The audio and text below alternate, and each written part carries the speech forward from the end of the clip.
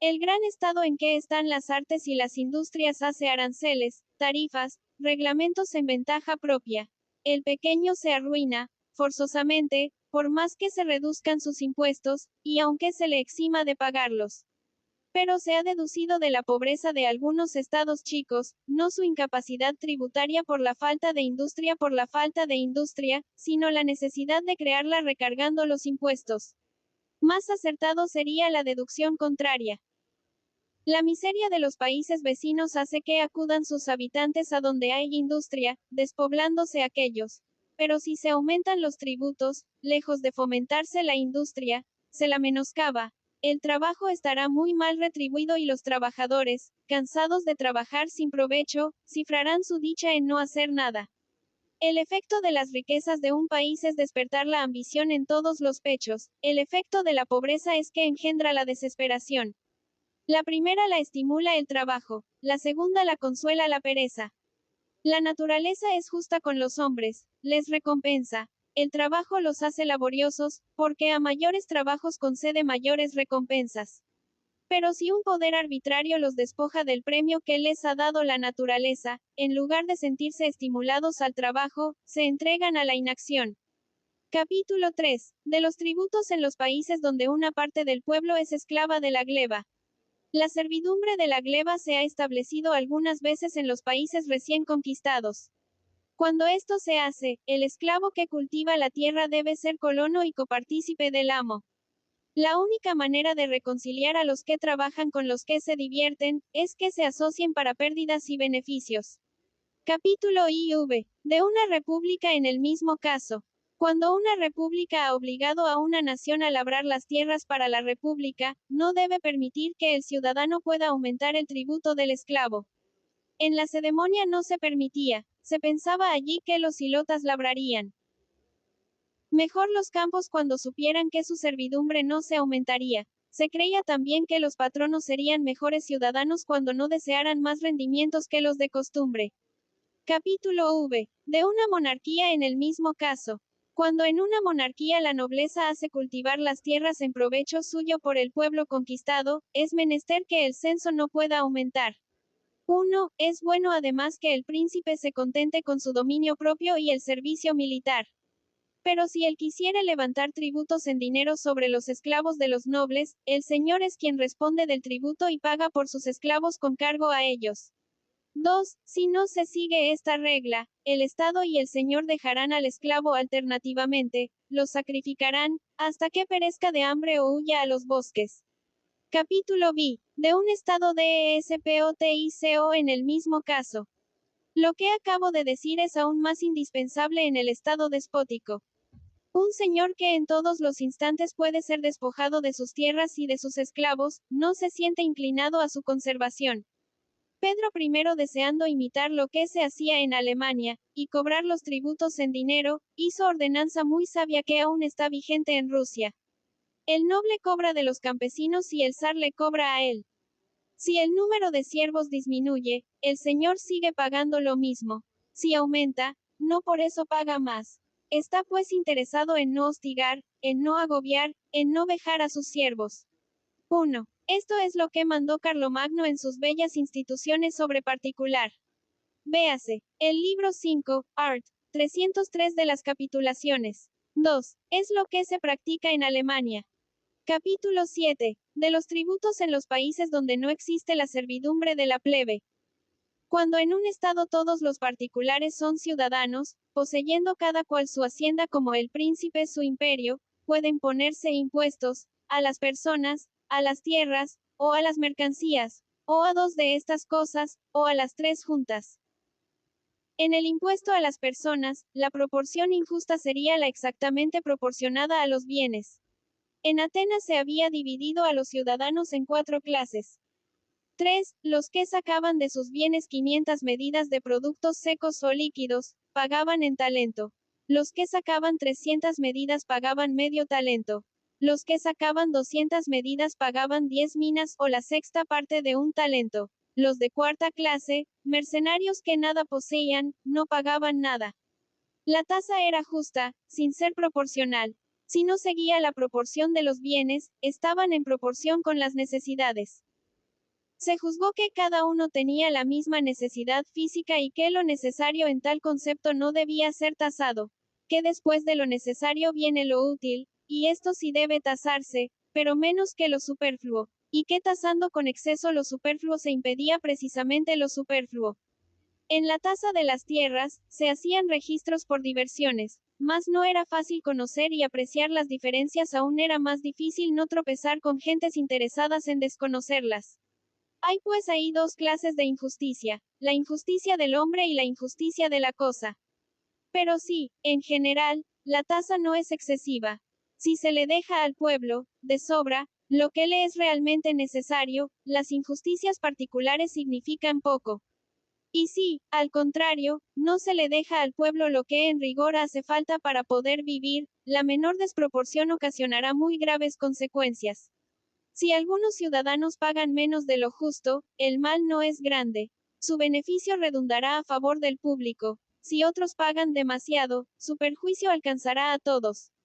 Si el Estado proporciona su renta a la de los individuos, el desahogo de los particulares hará subir la renta del Estado. Todo depende del momento. ¿Empezará el Estado por empobrecer a los súbditos para enriquecerse, o esperará que los súbditos estén en situación de enriquecerlo? ¿Optará por lo primero o por lo último?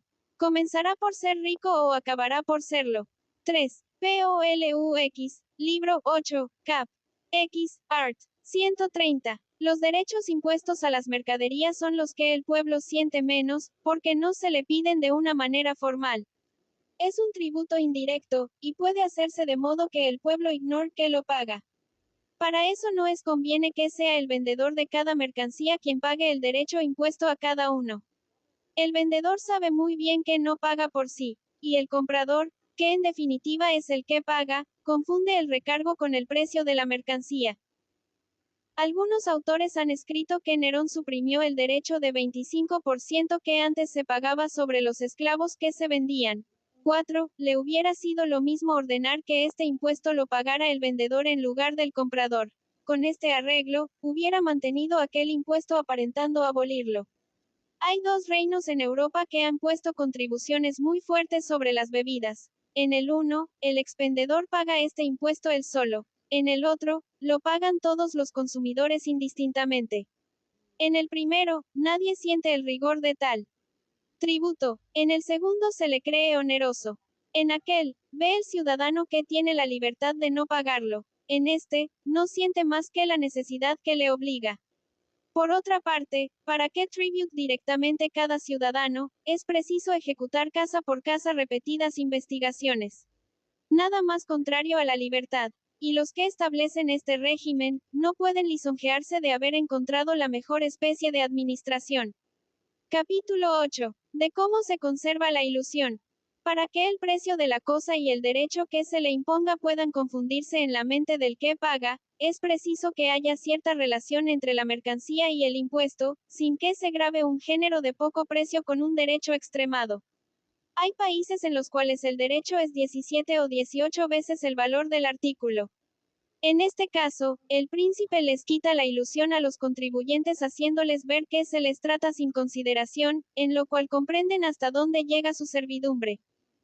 Por otro lado, para que el príncipe cobre un derecho tan desproporcionado con el valor de la cosa, menester sería que vendiera él mismo, es decir, él solo, para que el pueblo no pudiera comprar en otra parte, lo que está sujeto a 1000 inconvenientes. 4. Vectigal quoc quintae herbicesime venayum mancipiorum remisum specie. Magis quam vi, quia convenditor pendere juveretur in partem preti, emptoribus accessebat. Tacito, Anales, libro 13. Siendo en tal caso muy lucrativo el fraude, la pena razonable y natural que es la confiscación, no basta para impedirlo, sobre todo cuando el precio de la cosa es ínfimo, que es lo ordinario. Es necesario, pues, recurrir a penas extravagantes, parecidas a las que se imponen a los mayores delitos. Así desaparece toda proporción en las penas.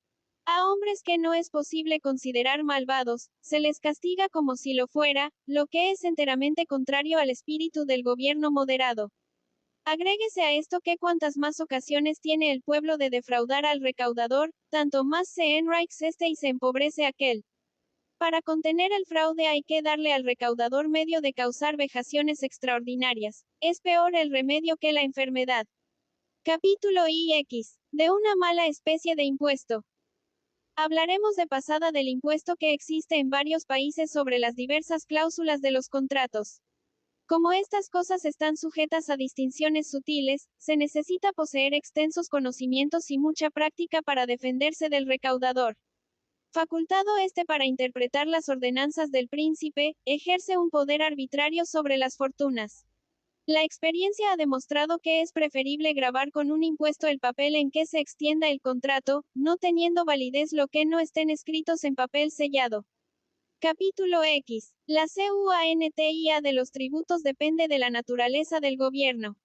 En los gobiernos despóticos, los tributos deben ser livianos. De no ser así, ¿quién se tomaría el trabajo de labrar las tierras? Además, ¿cómo pagar tributos considerables en un gobierno que cobra y no corresponde con beneficio alguno? Por la desmedida autoridad del príncipe y la extremada debilidad del pueblo, es preciso evitar las causas de confusión en materia de tributos. El percibido de estos debe ser fácil, para lo cual han de establecerse con tanta precisión que no puedan los recaudadores aumentarlos ni disminuirlos. Cierta porción de los frutos de la tierra, una cuota fija por persona, un tanto por ciento sobre mercancías. He aquí lo más conveniente. Es bueno en los gobiernos despóticos que los mercaderes tengan una salvaguardia personal, respetada por el uso, de lo contrario serán demasiado débiles en las cuestiones que tengan con los agentes del fisco. Capítulo C. De las penas fiscales. Es una cosa rara que las penas fiscales sean más severas en Europa que en Asia. En Europa se embargan las mercancías y a veces hasta los barcos y los carros. En Asia no se hace lo uno ni lo otro. La razón es que en Europa el mercader tiene jueces que le defiendan de la opresión mientras que en Asia no tendría más jueces que los mismos opresores. ¿Qué haría un mercader contra el bajá que hubiese resuelto confiscar sus géneros? La vejación despótica se sobrepone a sí misma, viéndose obligada a la adopción de una templanza relativa. En el imperio turco no se exige más que un derecho de entrada, pagado el cual circula libremente la mercancía por el país entero. Las declaraciones falsas no llevan consigo un recargo en el derecho impuesto y mucho menos la confiscación. En China no se abren los fardos de los que no son mercaderes. 5. En el Mogol no se castiga el fraude con la confiscación, aunque sí con el duplo del derecho establecido. Los príncipes tártaros, 6, que viven en las ciudades frecuentadas por los mercaderes, no cobran nada o muy poco, por las mercancías de tránsito. Y si en el Japón se considera capital cualquier delito de fraude en el comercio, es porque hay razones para prohibir toda comunicación con el extranjero. El fraude es allí, más bien contravención a las leyes de seguridad del Estado que a las leyes comerciales. Capítulo 12. Relación de la cuantía de los tributos con la libertad. Regla general. Pueden ir creciendo los tributos proporcionalmente a la libertad de que se goza, pero es preciso moderarlos a medida que aumenta la servidumbre. Siempre ha sido y siempre será así. Es regla derivada de la naturaleza, que es siempre la misma. Puede observarse en Inglaterra, en Holanda y en todos los estados en que la libertad va descendiendo gradualmente hasta perderse en 5. Duhalde, tomo 2, página 57-6. Historia de los tártaros, tercera parte, página 292. Turquía. Suiza parece una excepción puesto que en ella no hay tributos, pero conocida es la razón particular del hecho, que confirma lo que he dicho. En aquellas áridas montañas son tan caros los víveres y la población tan densa, que un suizo paga a la naturaleza 4 veces más de lo que al sultán le paga un turco. Un pueblo dominador, como el ateniense y el romano, puede eximirse de todo impuesto porque impera sobre naciones conquistadas y sometidas. No tributará en proporción de la libertad que tenga, porque en relación de qué se trata no es un pueblo, sino un monarca. Pero la regla general subsiste siempre. En los gobiernos moderados hay una compensación del peso de los tributos, la libertad. En los estados despóticos hay una equivalencia a la libertad, la modicidad de los tributos. 7. En ciertas monarquías de Europa suele haber provincias, 8, que, por la índole de su régimen político, están mejor administradas que las otras. Se cree que pagan poco, porque la bondad del régimen les permitiría pagar bastante más. Pero eso los unitarios no piensan más que en despojarlos de un régimen que produce tamaños beneficios, en lugar de aplicarlo a todas las demás provincias agobiadas por la centralización. Capítulo 13. ¿En cuáles gobiernos son susceptibles de aumento los tributos? En casi todas las repúblicas pueden los tributos aumentarse, porque el ciudadano que cree pagarse a sí mismo los paga de buena voluntad. Ordinariamente puede hacerlo, porque las ventajas del régimen le dan medios suficientes. En la monarquía templada también es posible un aumento en la tributación, porque la misma templanza del gobierno suele proporcionarle un aumento de riqueza, aumento que viene a ser como un premio otorgado al príncipe en recompensa de su moderación, de su respeto a las leyes. 7. En Rusia eran pequeñas las contribuciones, pero han ido aumentando desde que se ha moderado un tanto el despotismo. 8. Los países de estados. Así se llamaban antes las provincias que mantenían el derecho de fijar sus gastos y sus tributos, como las provincias vascongadas en España.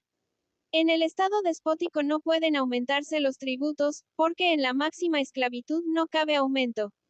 Capítulo 14. La naturaleza de los tributos depende de la especialidad del gobierno. El impuesto por cabeza es más propio de la servidumbre. El impuesto sobre las mercaderías es más propio de la libertad, porque no se refiere tan directamente a la persona. Lo natural en el gobierno despótico es que el príncipe no pague en dinero a sus soldados ni a los individuos de su corte, sino que les reparta tierras, por consiguiente, exija pocos tributos. Si paga en metálico, es más natural que cobre por cabeza.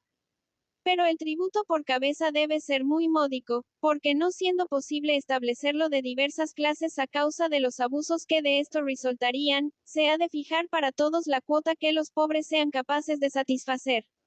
El tributo natural en el gobierno templado es el impuesto sobre las mercaderías. Como este impuesto, en realidad, lo paga el comprador, aunque lo anticipe el mercader, es un préstamo que éste hace a aquel, de modo que al negociante se le debe considerar deudor del Estado y acreedor de todos los particulares. Anticipa al Estado lo que el comprador ha de pagarle a él. Se comprende, pues, que cuanto más moderado es el gobierno, cuanto mayor sea el espíritu de libertad, cuanto mayor sea la seguridad de que gocen las fortunas, tanto más fácil ha de serle al mercader anticipar al Estado lo que, en definitiva, es un préstamo a los particulares. En Inglaterra, el mercader le anticipa al Estado 50 o 60 libras esterlinas por cada tener de vino que recibe. ¿Se atrevería a hacerlo en un país gobernado como el Imperio Turco? Aún queriendo hacerlo no. Podría con una fortuna sin estabilidad, quebrantada muchas veces y amenazada siempre. Capítulo 15. Abuso de la libertad. Las grandes ventajas de la libertad han hecho que se abuse de ella. Como el gobierno moderado ha producido admirables efectos, se ha ido dejando la moderación, como se han percibido grandes tributos, se los ha aumentado sin medida. Olvidando que tanto bienes eran debido a la libertad, que lo da todo, se ha recurrido a la servidumbre, que todo lo quita. La libertad ha originado el exceso de tributos, pero el efecto del exceso de tributos es originar la servidumbre, y el efecto de la servidumbre es organizar la disminución de los tributos. Los monarcas en Asia, casi no dan ningún edicto que no sea para dispensar de la contribución a alguna provincia de su imperio. Las manifestaciones de su voluntad son beneficios. En Europa, al contrario, los edictos reales nos afligen aún antes de conocerlos, porque hablan siempre de las urgencias del monarca y nunca de las necesidades del pueblo. De la indolencia incurable que padecen los ministros asiáticos, debida en parte a la forma de gobierno y en parte al clima, sacan los pueblos una ventaja. La de que los edictos imperiales no sean más frecuentes, la de que no menudin las peticiones. Los gastos allí no aumentan, porque no se hacen reformas ni mejoras. Si por casualidad se proyecta alguna cosa, es un proyecto inmediatamente realizable y cuyo fin se ve, no un plan de término indefinido ni una obra perdurable. Como los gobernantes no se inquietan, no apuran con exigencias a los gobernados. En cuanto a nosotros es imposible que tengamos normalizada la administración ni equilibrada la hacienda, porque siempre hay que hacer algo y sabemos que No se tiene ya por gran ministro al que invierte los ingresos con acierto y con cordura, sino al que discurre lo que se llama expedientes. Capítulo 16. De las conquistas de los maometanos. La extraña facilidad que encontraron los maometanos para llevar a cabo sus rápidas y afortunadas conquistas, no tuvo otro fundamento que la enormidad de los tributos. 9. Los pueblos, en vez de la serie de velaciones ideadas por la sutil avaricia de los monarcas, se encontraron con un sencillo tributo fácilmente pagadero y se creyeron más felices obedeciendo al invasor extranjero que a su propio gobierno rapaz y corrompido. 9. En la historia se ve su magnitud, su extravagancia y la insensatez de algunos. Anastasio imaginó un impuesto por respirar el aire, UTX que pro haus tu aeris penderest. Capítulo 17. Del aumento de tropas. Una nueva plaga se ha difundido en los reinos de Europa. Nuestros reyes han dado en mantener ejércitos numerosísimos, absolutamente desproporcionados. Es un mal contagioso, pues lo que hace un Estado lo imitan los demás, con lo que no se va más que a la ruina común. Cada monarca tiene tantas tropas como necesitaría si sus pueblos estuvieran en peligro inminente de ser exterminados.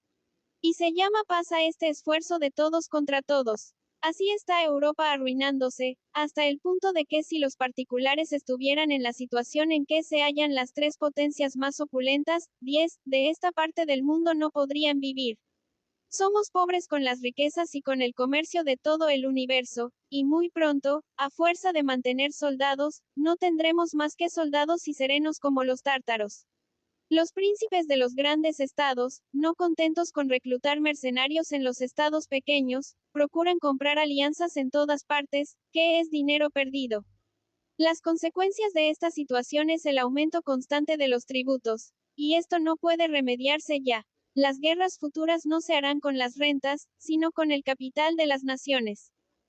Que los estados hipotequen sus rentas durante la paz, no es una cosa inaudita. Pero es increíble que lo hagan para gastar improductivamente, derrochando con un desenfreno que apenas concebiría el hijo de familia más vicioso y más atolondrado. Capítulo 18. De la CONDONACION de los tributos. En los grandes imperios de Oriente, se perdonan los tributos a las provincias que padecen alguna calamidad. Los estados monárquicos de Europa debieran hacer lo mismo. Se hace en algunos, pero de un modo que contribuye a la agravación del mal. Como el príncipe no ha de cobrar más ni menos, lo que deja de pagar una provincia es para las otras un recargo. Para alivio de la región imposibilitada de contribuir, o que contribuye mal, se sacrifica a la que paga bien. Se restaura una provincia aniquilando a otra. El pueblo lucha entre la conveniencia de pagar, a fin de evitar apremios, y el peligro de pagar que traería recargos. 10. Verdad es que semejante esfuerzo es lo que mantiene el equilibrio, pues va consumiendo a las tres grandes potencias. N. Del T. Las tres potencias a que se refiere Montesquieu, era España, Francia y Austria. Todo Estado bien gobernado consigna en su presupuesto de gastos una suma designada a casos imprevistos. El Estado le sucede como a los particulares, que se arruinan si consumen todas sus rentas sin contar con los casos fortuitos. En cuanto a la solidaridad entre los vecinos de un mismo lugar, se ha dicho que era razonable, 11, porque podía suponerse un complot fraudulento de los mismos. Pero ¿de dónde se ha sacado que por meras hipótesis debe establecerse una cosa injusta en sí misma y ruinosa para el Estado? Capítulo 19. De si es más conveniente al príncipe y al pueblo administrar los tributos o ARRENDARLOS. Un padre de familia recauda y administra por sí mismo las rentas de su casa, único medio de hacerlo con orden y economía. El mismo sistema debe adoptar el príncipe, que es dueño de adelantar o retardar el cobro de los impuestos según sus necesidades y la situación de los contribuyentes. Es la manera de ahorrarle al Estado los provechos grandes y a veces abusivos de los arrendadores, que tanto perjudican a los pueblos. Así se evita el espectáculo de las fortunas improvisadas que los desmoralizan. El dinero pasa por pocas manos, pues va más directamente a las del príncipe y vuelve más pronto a las del pueblo. Se libra el pueblo, además, de una multitud de leyes y reglamentos que le perjudican en beneficio de los arrendadores. Como el que tiene el dinero es el que manda, el arrendador ejerce un poder arbitrario hasta sobre el mismo príncipe. No es el legislador, pero obliga al príncipe a dar leyes. Reconozco, sin embargo, que a veces puede ser útil arrendar un impuesto de nueva creación, pues su propio interés le sugiere a los arrendadores artes y medidas para impedir ocultaciones y fraudes. Pero una vez organizado por el arrendador un sistema eficaz de recaudación debe encargarse la administración de recaudar con los menos intermediarios que sea posible. En Inglaterra, la administración de la renta de correos y de otras la aprendió el Estado de los arrendadores, cuando lo sabía. 11. Véase el Tratado de las Rentas Públicas de los Romanos, cap. 2, editado en París, por Bresson, en 1740. En las repúblicas, generalmente, las rentas las administra el Estado. La práctica contraria fue un gran defecto del gobierno de Roma. 12. En los estados despóticos donde rige la administración directa, los pueblos son bastante más felices, como atestiguan Persia y China. 13. Los más desgraciados son aquellos en que el soberano arrienda los puertos de mar y las ciudades comerciales. Llena está la historia de las monarquías de los males que causan los arrendadores. Enfurecido Nerón por los abusos de los publicanos, concibió el proyecto, magnánimo, pero irrealizable, de abolir todas las contribuciones. Pero no se le ocurrió la idea de la administración por el Estado, sino que dictó 4 decretos en los que disponía. 14. Que se hicieran públicas todas las disposiciones secretas contra los publicanos. 15. Que estos no pudiesen reclamar a ningún contribuyente lo que no le hubiesen pedido en tiempo hábil. Que hubiera un pretor para conocer sus pretensiones, sin formalidades. Que los mercaderes quedasen exentos de tributo por sus barcos. He aquí los buenos tiempos de aquel emperador.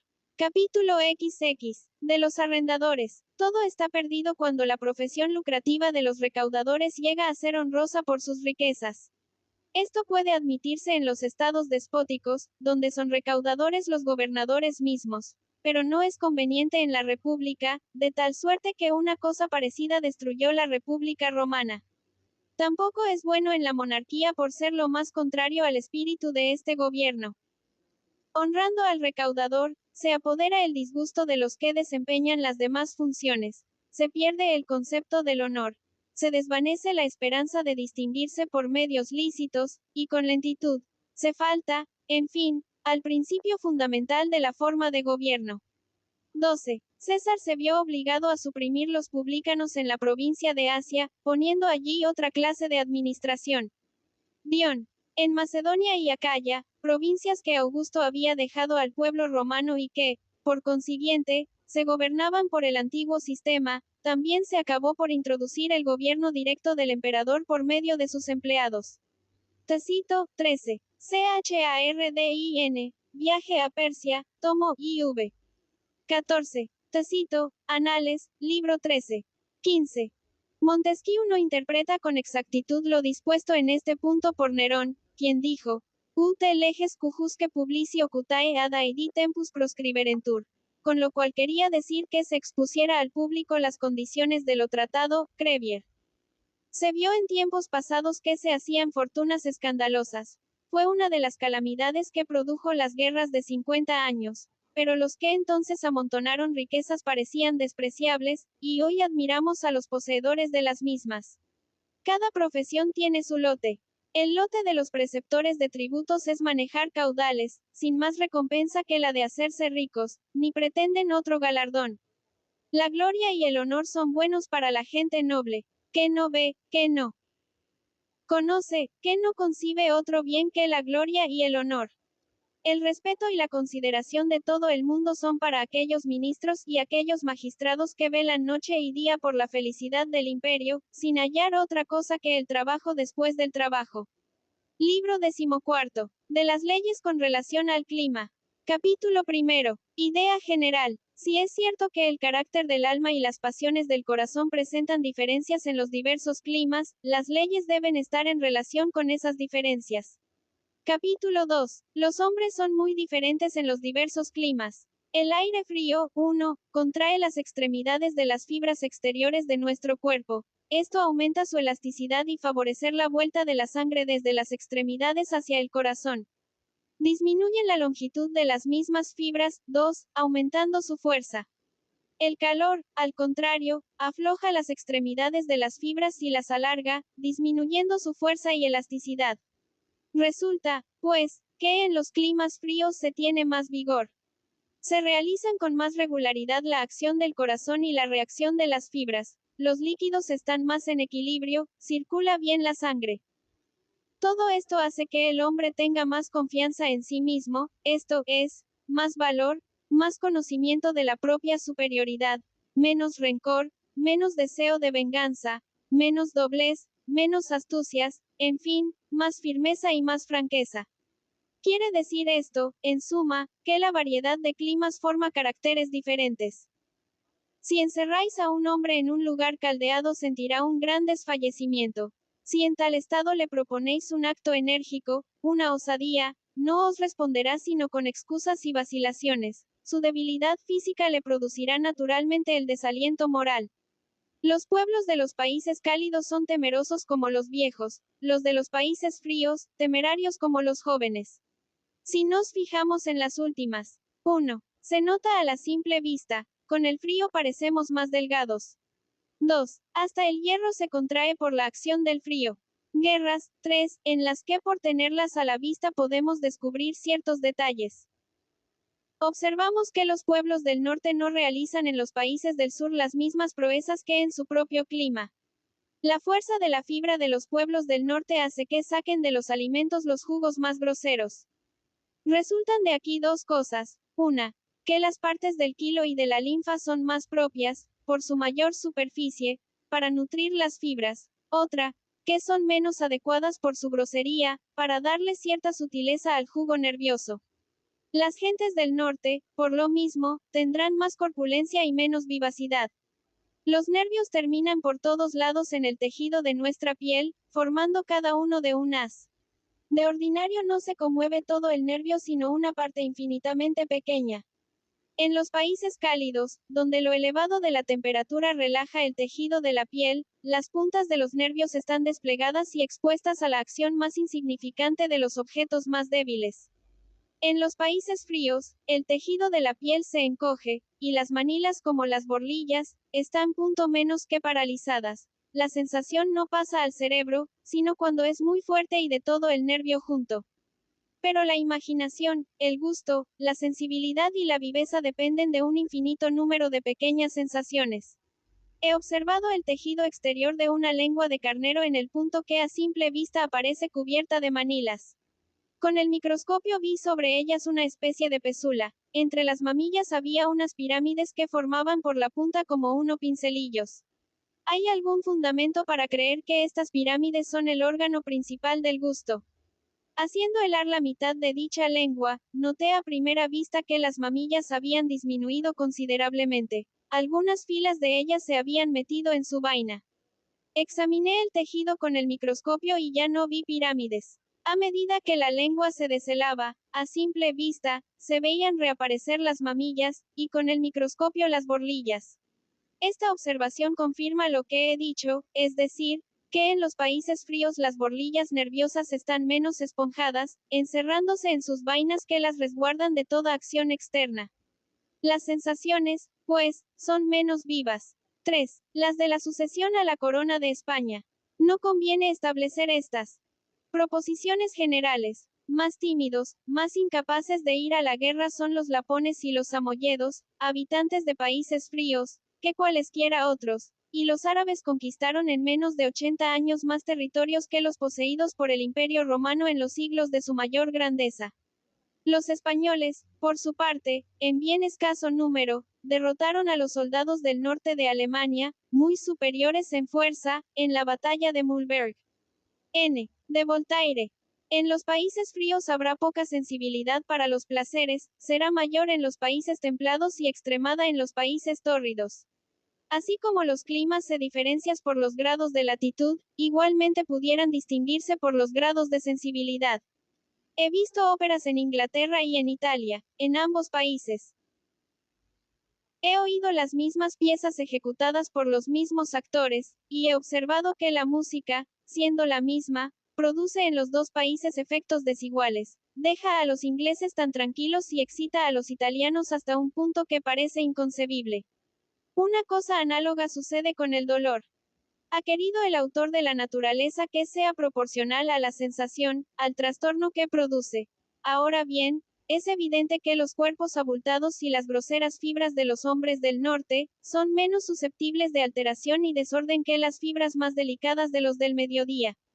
Es más sensible al dolor el alma de los hombres en los países ardientes. Para que lo sienta un coscovita, es menester desollarlo. Por efecto de la delicadeza de los órganos, propia de los países cálidos, el alma se emociona excesivamente, con todo lo que se refiere a la unión de los dos sexos. En los países fríos, la sensibilidad amorosa es muy escasa. Mayor es en los países templados, sin ser tanta como en los climas calientes. En los países templados acompañan al amor 100 accesorios que lo hacen agradable. Son preliminares del amor, sin ser el amor mismo. En los países cálidos se ama el amor por el amor. Es este la causa de la felicidad, es la vida. En tierras meridionales, una máquina delicada, físicamente débil, pero muy sensible, se entrega a un amor que se excita y se calma sin cesar, bien en un serrallo, bien permitiendo a las mujeres más independencia, que expone a contratiempos el amor.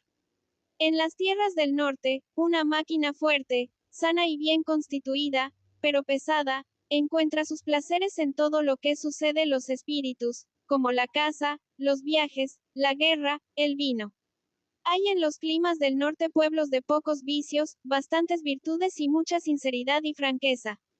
Aproximaos a los países del sur, y creeréis que cada paso os aleja de la moralidad. Las pasiones más vivas, multiplicarán la delincuencia. Ya en la zona templada son los pueblos inconstantes en sus usos, en sus vicios, hasta en sus virtudes, porque el clima tampoco tiene fijeza. El calor del clima puede ser tan extremado, que el cuerpo del hombre desfallezca. Perdida la fuerza física, el abatimiento se comunicará insensiblemente al ánimo, nada interesará, no se pensará en empresas nobles, no habrá sentimientos generosos, todas las inclinaciones serán pasivas, no habrá felicidad fuera de la pereza y la inacción, los castigos causarán menos dolor que el trabajo, la servidumbre será menos insoportable que la fuerza de voluntad necesaria para manejarse uno por sí mismo. Capítulo 3. CONTRADICCION en los caracteres de ciertos pueblos meridionales. Los indios están naturalmente desprovistos del valor. 4. Y aún los hijos de europeos nacidos en la India pierden allí el vigor de su raza. 5. Pero, ¿cómo puede conciliarse esto con sus actos brutales, sus bárbaras costumbres, sus atroces penitencias? Los hombres se someten a torturas increíbles y las mujeres se queman vivas por su voluntad. Es demasiada energía para un pueblo tan flojo. La naturaleza, que ha dado a aquellos pueblos una debilidad que los hace tímidos, los ha dotado a la vez de una imaginación tan viva que todo les impresiona íntimamente. La misma delicadeza de órganos que les hace temer la muerte, sirve para hacerles temer otras cosas más que la muerte. La misma sensibilidad que les hace huir de los peligros, los impulsa a veces a arrastrarlos. Así como la educación es más necesaria a los niños que a las personas mayores, así también los pueblos de aquellos climas necesitan, más que los del nuestro, de un sabio legislador. Cuanto más impresionable se es, tanto más importa ser bien impresionado y no someterse a preocupaciones contrarias a la razón. El tiempo de los romanos, vivían los pueblos del norte sin educación, sin artes, casi sin leyes. Sin embargo, les bastó el buen sentido inherente a las fibras groseras de estos pueblos, para gobernarse con la mayor cordura y mantenerse contra el poder de Roma, hasta que llegó la hora de abandonar sus selvas para destruirlo. Capítulo IV. Causa de la inmutabilidad de la religión, usos, costumbres y leyes en los países de Oriente. Si a la debilidad de los órganos, causa de que los pueblos orientales reciban más fuertes impresiones, se añade cierta pereza espiritual, naturalmente ligada con la del cuerpo, que incapacite el alma para toda acción y toda iniciativa. C. 4. 100 soldados europeos, dice Tavernier, batirán sin esfuerzo a 1000 soldados indios. 5. Los persas que se establecen en el Indostán, a la tercera generación han adquirido la flojedad de los indios. Bernier, sobre el mogol, tomo I, página 282. Comprenderá que las impresiones recibidas sean inmutables. Esa es la razón de que las leyes, los usos y las costumbres, aun las que parecen las más indiferentes, como la manera de vestirse, no hayan cambiado en aquellos países al cabo de 1000 años. 6. Capítulo V. Los malos legisladores han favorecido los vicios propios del clima. Se han opuesto a ellos los buenos legisladores. Los indios creen que el reposo y la nada son el principio y el fin de todas las cosas. Consideran, pues, que la inacción es el estado más perfecto y más apetecible. Dan al Ser Supremo el sobrenombre de inmóvil. 7. Los siameses creen que la felicidad suprema consiste en no verse obligados a animar una máquina y hacer obrar a un cuerpo. 8. En aquellos países donde el excesivo calor enerva y aniquila es tan deliciosa la quietud y tan penoso el movimiento, que semejante sistema de metafísica parece natural. Y Foe, legislador de los indios, tomó por guía sus impulsos naturales al reducir a los hombres a un estado completamente pasivo. Pero su doctrina, hija de la pereza engendrada por el clima, la favorece y ha sido perniciosa. 9. Más sensatos los legisladores de China, consideraron a los hombres en la actividad propia de la vida, la quietud para ellos era un ideal de perfección al que habían de llegar un día. Así dieron a su religión, a sus leyes y a su filosofía un carácter eminentemente práctico. Tanto como impulsen al reposo las causas físicas, deben apartar de él las morales. 6. Constantino Porfirogénito ha recogido un fragmento de Nicolás de Damasco, por el cual se ve que la costumbre de hacer estrangular al gobernador que desagradaba era antiquísima en Oriente, databa del tiempo de los Medos. 7. Panamanac, véase Kircher. 8. La LOVERE, Relación de Cian, página 446. 9. Foe prescinde de todo sentimiento, para él no existe el corazón. Según la historia de China del P. DUHADE, tomo 3, Foe decía: tenemos ojos y oídos, pero la perfección consiste en no ver ni oír. Tenemos manos, y la perfección consiste en no servirse de ellas. Capítulo B. Del cultivo de las tierras en los climas CALIDOS. El cultivo de las tierras es el mayor trabajo de los hombres. Cuanto más les incline el clima a huir de ese trabajo, más deben fomentarlo la religión y las leyes. Por eso las leyes de la India, que dan al soberano la propiedad de las tierras y se la quitan a los particulares, agravan los malos efectos del clima. Sin el sentimiento de la propiedad aumenta la pereza. Capítulo 7. Del MONAQUISMO. El monaquismo en climas calurosos es de pésimos efectos, de los mismos que hemos señalado.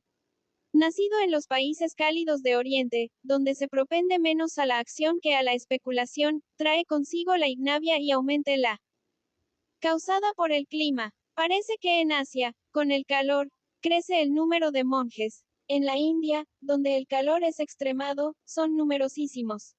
En Europa se observa la misma diferencia. A más calor, más frailes. Para vencer la desidia que el calor produce, debieran quitarse todos los medios de vivir sin trabajar. Pero en el sur de Europa se hace todo lo contrario. Se favorece a los que quieren vivir en la contemplación, esto es, en la ociosidad, pues la vida contemplada supone grandes riquezas. Unos hombres que viven en la abundancia, dan a la plebe una parte de lo que les sobra. Y si esa plebe ha perdido la propiedad de sus bienes, se consuela con la sopa de los frailes que le permite vivir sin trabajar, ama su propia miseria.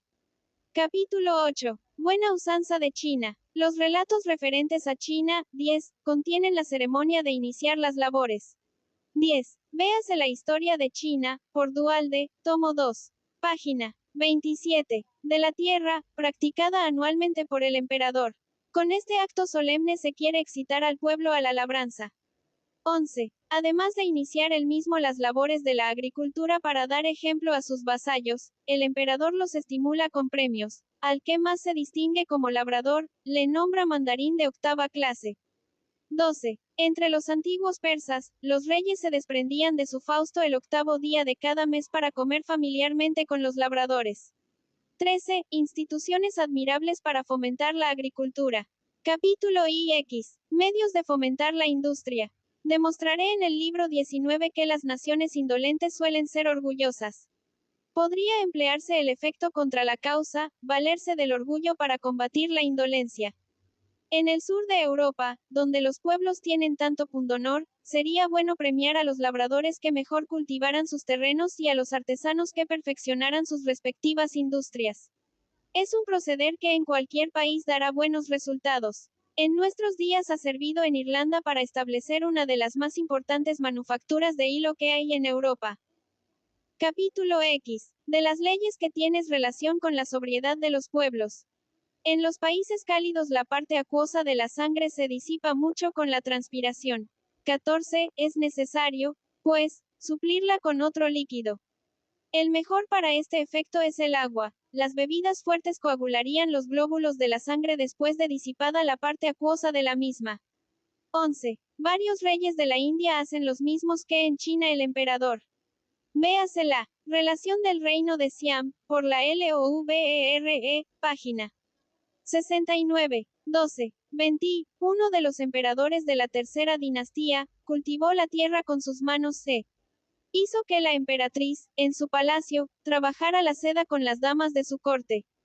13. Hyde. Historia de Persia 14. Yendo de labor a Cachemira, mi cuerpo es una destiladera, toda el agua que bebo sale por todos mis miembros como un rocío, hasta por las puntas de los dedos, bebo 10 pintas de agua cada día sin que me haga daño.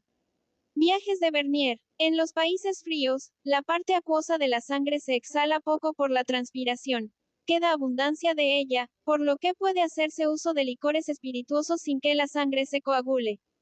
Como abundan los humores, las bebidas fuertes pueden convenir, porque dan movimiento a la sangre. La ley de Mahoma, que prohíbe tomar vino, es una ley conveniente para el clima de Arabia. Aún antes de Mahoma, el agua era la bebida común de los árabes. La ley que prohibía el uso del vino a los cartagineses, 15, era otra ley concorde con el clima, pues entre los climas de ambos países hay poca diferencia. No sería buena semejante ley en los países fríos, donde el clima parece obligar a una especie de embriaguez nacional muy distinta de la de las personas. La embriaguez se encuentra en todas partes, siendo en todas proporcional al frío y a la humedad del clima. Si se pasa del Ecuador a nuestros climas, se verá que la embriaguez aumenta con los grados de latitud. Y yendo del mismo Ecuador al Polo Sur, aumentará igualmente, como antes caminando con rumbo al Polo Norte. Es natural que donde el vino dañe a la salud, se castigue el abuso en la bebida con más severidad que en los países donde la embriaguez perjudica poco a poco a la sociedad y menos a la persona, donde no vuelve a los hombres furiosos, aunque los embrutece. Las leyes que castigan a los borrachos, tanto por las faltas que cometan embriagados como por la embriaguez, solo son aplicables al individuo, no a la embriaguez nacional. 16. Un alemán bebe por hábito, un español por gusto. En los países cálidos, la relajación de las fibras es lo que produce tan grande transpiración de los líquidos, pero las partes sólidas se disipan menos. Las fibras, que ejercen una acción muy débil y que son de poca elasticidad, se gastan poco, no hace falta mucho jugo nutritivo para restaurarlas y, por consecuencia, se come poquísimo en dichos países. Las distintas necesidades en los diversos climas han formado las diferentes maneras de vivir, y estas diferentes maneras de vivir han originado diversidad de leyes. No pueden estas ser las mismas para la ración en que los hombres se comuniquen mucho, que para un pueblo en que no se comuniquen. 15. Platón, de las leyes, libro 2. Aristóteles, de los cuidados domésticos. Eusebio, preparación evangélica, libro 12, cap. 17. 16. Como hizo Pítaco. Véase Aristóteles, política, libro 2, cap.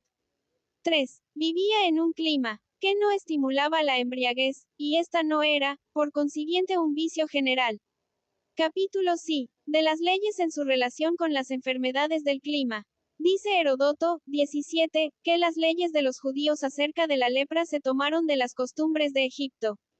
En efecto, las mismas enfermedades pedían iguales remedios. Estos remedios fueron desconocidos entre los griegos y los primeros romanos, porque ni en Roma ni en Grecia había leprosos. Claro está que no había de legislarse para remediar un mal que no existía.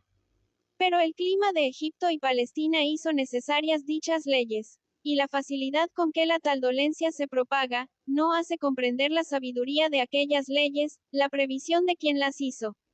Los occidentales mismos hemos experimentado los efectos de esa terrible enfermedad, no la trajeron los cruzados. Pero con medidas previsoras, se atajó en los posibles su propagación. 18. Una ley de los lombardos nos prueba que la lepra existía ya en Italia antes de las cruzadas, puesto que se legisló acerca de ella. Rotaris ordenó que se aislara a los leprosos, que se les echara de sus casas, que no entraran en poblado, que se les privara de la libre disposición de sus bienes, que se les diera por muertos. Se les despojaba de sus derechos civiles, para impedir todo trato y comunicación con los sanos. Pienso que esta plaga vino a Italia durante las conquistas de los emperadores griegos, en cuyos ejércitos habría quizás militares de Palestina o Egipto. De todos modos, los progresos del mal se contuvieron hasta la época de las cruzadas. Se dice que los soldados de Pompeyo, al regresar de Siria, trajeron una enfermedad muy parecida a la lepra. No ha llegado a nosotros ningún reglamento que se hiciera entonces, pero es muy probable que se tomara alguna disposición, pues el mal estuvo contenido hasta el tiempo de los lombardos. Hace 2 siglos que pasó del Nuevo Mundo a Europa una enfermedad que no conocían nuestros ascendientes, enfermedad que ataca a la naturaleza humana en la fuente de la vida y de los placeres. Gran número de familias principales del mediodía de Europa sucumbieron víctimas de una dolencia que a fuerza de ser común dejó de ser afrentosa. La sed de oro perpetuó el mal, pues los que iban y venían de América traían nuevos fermentos. 17. Libro 2. 18. El occidente de Europa no se ha liberado de la horrible enfermedad. Para eso nos sirvieron las cruzadas, que si no la trajeron, esparcieron el contagio por casi toda Europa. Razones piadosas hicieron decir que el mal era castigo de la culpa. Sin embargo, aquella calamidad se había introducido en el seno del santo matrimonio e inficionado a la inocencia. Como incumbe a la sabiduría de los legisladores velar por la salud pública, lo acertado hubiera sido contener el contagio por medio de leyes semejantes a las mosaicas. Todavía más rápidos son los estragos de la peste. Su asiento principal está en Egipto, de donde se propaga a todo el mundo. En la mayor parte de los estados de Europa existen reglamentos para impedir su invasión, y en nuestros días se ha imaginado un buen medio de cortarle el paso, acordonar con tropas lugares infectados para hacer imposible toda comunicación. 19. Los turcos no tienen aprensión ni toman medida alguna contra las epidemias. Compran los vestidos de los apestados, y se los ponen. 20. Como son fatalistas, el magistrado se convierte en pasivo espectador de lo que él no puede remediar. Es la creencia en un destino inflexible. Capítulo 12. De las leyes contra los suicidas. No vemos en la historia que ningún romano se diese la muerte sin motivo, pero los ingleses de nuestros días se matan algunas veces por ignoradas causas, hasta en el seno de la felicidad. El suicidio era entre los romanos un efecto de la educación y las costumbres. Entre los ingleses es efecto de una enfermedad, consecuencia de un estado físico y sin ninguna otra causa. 21. Se puede pensar que esto provenga de falta de filtración del jugo nervioso. La máquina cuyos motores se paralizan a cada momento, se cansa de sí misma. El alma no siente el dolor, sino dificultad para existir. El dolor es una molestia local, a la que quisiéramos ponerle término. El peso de la vida no tiene asiento fijo y nos hace desear el término de ella. Es claro que las leyes de algunos países han tenido razones para castigar el suicidio con la infamia, pero en Inglaterra no es posible castigarlo sino como se castigan los efectos de la demencia. 19. Era peor el remedio que la enfermedad. El acordonamiento de las ciudades ya no se practica. 20. RICAUT, del Imperio Otomano, página 84. 21. Pudiera ser un acto complicado con el escorbuto, que en algunos países origina incomprensibles rarezas y hace que un hombre no pueda aguantarse ni a sí mismo. Viaje de Francisco Perard, parte segunda. Cap. 21. Capítulo 13. Efectos resultantes del clima de Inglaterra. En una nación donde una enfermedad del clima se comunica de tal como al alma, que produce el hastío, haciendo aborrecer todas las cosas, incluso la existencia, es evidente que el mejor gobierno será aquel en que no pueda culparse a uno solo de los disgustos y contrariedades que se experimenten, un gobierno en que las leyes mandan más que los hombres, siendo preciso trastornar las leyes para cambiar la forma del Estado.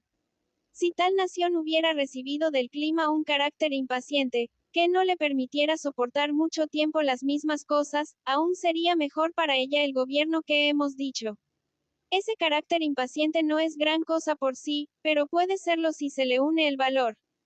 Es distinto de la ligereza, que consiste en acometer empresas sin motivo para abandonarlas de igual modo.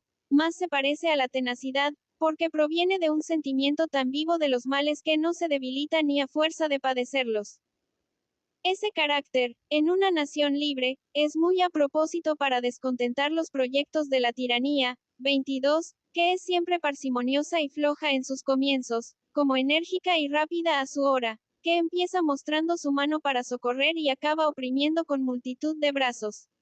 La servidumbre empieza por la modorra, pero un pueblo que no se adormece ni descansa nunca, que está siempre alerta y no cesa de palparse, no puede dormirse. La política es una lima sorda que va limitando lentamente hasta lograr su fin. Pues bien, hombres como aquellos de que hablábamos no podrían perseverar en las lentitudes, los detalles, la serenidad de los negociadores. Sacarán de las negociaciones menos partido que cualesquiera otros y perderán en los tratados lo que hubieran ganado con las armas. 22. Uso de la palabra, tiranía, en la aceptación que le daban los romanos y los griegos. Designio de trastornar el régimen establecido, sobre todo si es el democrático.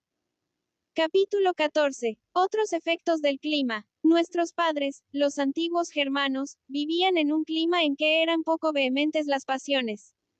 Sus leyes no encontraban en las cosas más que lo que se veía, no imaginando nada más. Y como juzgaban de las ofensas inferidas a los hombres por el grandor de las heridas, no ponían mayor refinamiento en los insultos hechos a las mujeres.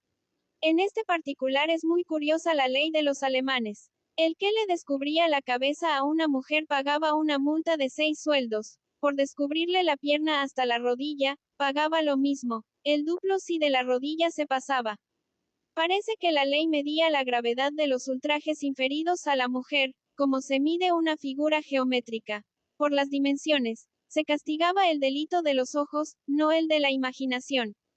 Pero al trasladarse a España un pueblo germánico, impuso el clima otras leyes. La de los visigodos prohibió a los cirujanos el sangrar a una mujer ingenua como no fuera en presencia de su padre o de su madre, de su hermano, de su hijo o de su tío. La imaginación de los pueblos inflamó a la de los legisladores igualmente. La ley sospechó de todo en un pueblo que podía sospecharlo todo. Aquellas leyes prestaron suma atención a los dos sexos.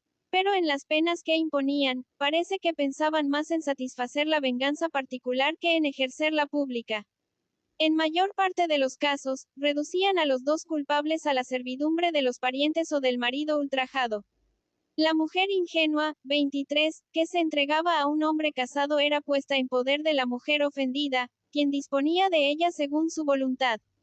Las mismas leyes obligaban a los esclavos a atar y presentar al marido la mujer a quien sorprendían en adulterio, como permitían a sus hijos acusarla y dar tormento a los esclavos para probar el delito. Así fueron dichas leyes más a propósito para refinar la susceptibilidad y el pundonor para formar una buena policía. No debe admirarnos que el conde don Julián creyera que un agravio, de cierta índole exigía la ruina de su patria y de su rey. No debe extrañarnos que los moros, con semejante conformidad de costumbres, se establecieran tan fácilmente en España, se mantuvieran en ella durante 8 siglos, retardaran la caída de su imperio. 23. Ley de los visigodos, libro 3, T. IV. Capítulo 15. De la diferente confianza que las leyes tienen en el pueblo, según los climas.